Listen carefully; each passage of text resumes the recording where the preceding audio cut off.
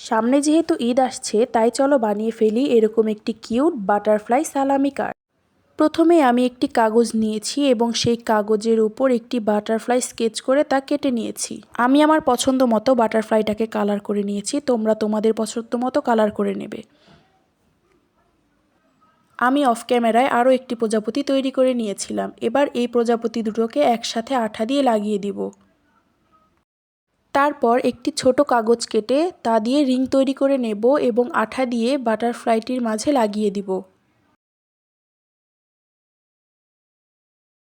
আমি একটি স্টিক তৈরি করে নিয়েছিলাম এবং এই স্টিকটির মধ্যে আঠা লাগিয়ে তা বাটারফ্লাইটির পেছনে লাগিয়ে দেব। তারপর আমি রিংটির ভিতর সালামিটাকে সুন্দর মতো রোল করে এর ভেতরে লাগিয়ে দিব, যেন এটা প্রজাপতির ওপর সুন্দর মতো লেগে থাকে, খুলে পড়ে যেন না যায়। আমাদের কিউট বাটারফ্লাই সালামি কার্ড কিন্তু রেডি হয়ে গিয়েছে। এখন যাও তুমি এটি বানাও এবং তোমার পছন্দের মানুষকে উপহার দাও।